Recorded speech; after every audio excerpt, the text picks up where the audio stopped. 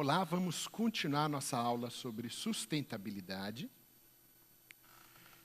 continuando a discussão sobre a questão agrária nos governos brasileiros.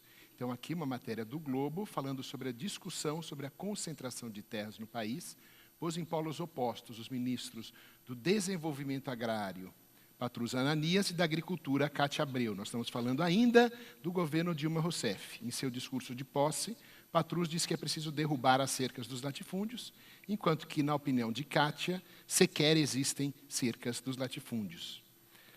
Artigo da Carta Capital: a expansão não se dá pela compra de terras, mas pela ocupação de áreas indígenas, zonas sob proteção ambiental ou por meio de grilagem, que é a mesma coisa que falsificação de documentos de terras que pertencem à União. Exemplo disso é o inquérito da Polícia Federal, que tramita no município de Barra do Ouro, estado de Cátia Abreu, onde o empresário, um fulano de tal, é acusado de grilar mais de 20 mil hectares de terras públicas destinadas à reforma agrária. Pode passar? Eu que passo. E há uma grande quantidade de terra improdutiva. Então, aqui, artigo do Globo, falando que dados inéditos do Atlas da Terra do Brasil 2015, feito pelo CNPq-USP, mostram mais de 175 milhões de hectares improdutivos no Brasil. O conceito de produtividade da terra, explica o pesquisador autor da pesquisa, atende a critérios que, se atualizados, aumentariam ainda mais a faixa considerada improdutiva. As grandes propriedades crescem e a improdutividade é grande, o que significa que o simples fato de ter terra no Brasil, ainda que improdutiva, enriquece seus proprietários. É um problema grave de questão fundiária, diz ele.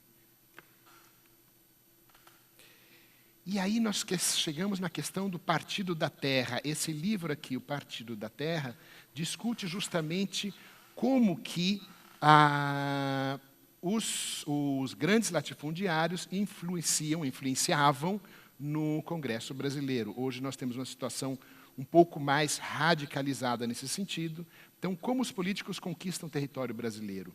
O jornalista Alceu Luiz Castilho passou 3 anos pesquisando quase 13 mil declarações de bens de políticos eleitos entregues ao Tribunal Superior Eleitoral. O resultado é um mapeamento preciso dos políticos donos de terra no Brasil, recheado de histórias surpreendentes que são quando tem e como agem esses proprietários ávidos pelo poder. É uma leitura fundamental para os cidadãos brasileiros. Há latifundiários dos mais diversos partidos políticos e em todos os lugares do país. Há prefeitos, há vice-prefeitos, deputados estaduais e federais, senadores, governadores e vice-governadores e até vice-presidente. Há políticos acusados e condenados por trabalho escravo.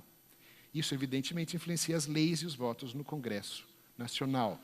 Lembrem-se, isso foi escrito antes da mudança de governo. Então, o resultado disso tudo são essas 2 setas aqui, que nós chamamos de êxodo rural. Então, um modelo de produção insustentável, monocultura voltada para exportação, com uso intensivo de máquinas, fertilizantes e agrotóxicos, portanto, um trabalho caro que não está disponível para o pequeno agricultor.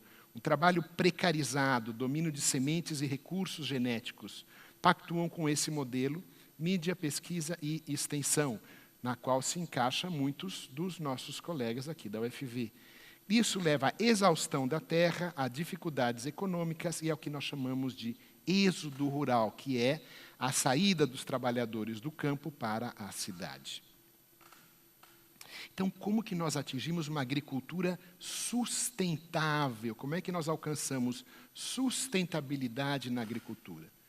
Nós vimos que há alternativas sustentáveis na agricultura. Nós vimos que essas alternativas exigem a redução dos insumos químicos, redução da mecanização e redução do dinheiro gasto com transporte. Vimos que a agricultura familiar associada a práticas agroecológicas aumentam a sustentabilidade ambiental e econômica. Então, há um conflito de interesses entre a sustentabilidade e a equidade social e o grande capital, especialmente em uma economia financeirizada. que significa uma economia financeirizada. Um livro muito bom é esse livro, A Era do Capital Improdutivo, de Ladislau Dalbor. Existe, inclusive, uma série que ele filmou para a internet. E aqui nós vamos discutir um pouco sobre as consequências da economia financeirizada e a sustentabilidade. Então, a economia financeirizada significa que hoje dá muito mais lucro investir em aplicações financeiras do que na produção de bens. Então, nós estamos numa fase do capitalismo em que dá mais lucro a pessoa investir na bolsa de valores do que ela investir numa indústria.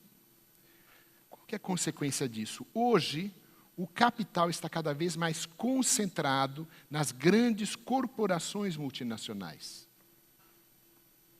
Então, hoje, essas corporações têm mais poder e controle do que os governos nacionais. Os governos nacionais já não mandam.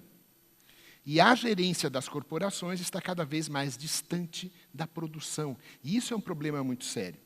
Isso leva à desindustrialização, que é o que está acontecendo com o Brasil. As indústrias estão ficando cada vez mais fracas, com menos importância na nossa economia. E isto leva à redução de investimentos na produção e na precaução. Precaução contra o quê? Por exemplo, contra acidentes como os acidentes que ocorreram em mineração no Brasil. Destacam-se o acidente de Mariana, o rompimento da barragem de Mariana, que levou à inundação de todo o Rio Doce com os rejeitos da barragem de mineração, e, mais recentemente, a barragem de Brumadinho, que também levou a um grande desastre ambiental, especialmente um desastre social, com muito mais mortos. Então, esse artigo aqui do Le Monde Diplomatique, de Luiz Gonzaga Beluso e Fernando Sarti, fala sobre Vale, que é a Vale do Rio Doce, uma empresa financeirizada. Está disponível esse artigo aqui no PVA-NET, material complementar, Universitário como Pensador Livre, Mineração e Sustentabilidade. Eu vou pegar alguns extratos desse artigo que são importantes para a gente entender essa situação. Então, aqui está um gráfico dos investimentos por modalidade, mostrando que os investimentos, tanto o total, quanto de novos projetos, quanto manutenção, têm diminuído, especialmente, olha só, a partir de 2013. Ok? Isso contrasta com uma redução continuada de investimentos. Então, embora esteja aumentando o lucro das empresas, há uma redução continuada de investimentos, inclusive de prevenção de acidentes. Então, não é por acaso que ocorreram os acidentes que ocorreram e que provavelmente vão ocorrer, infelizmente, espero que não, mas é grande a probabilidade de que ocorram novos acidentes com mineração. Vamos a uma nova parte da aula no próximo vídeo, que vai ser Ecologia aplicada à sustentabilidade em pesca.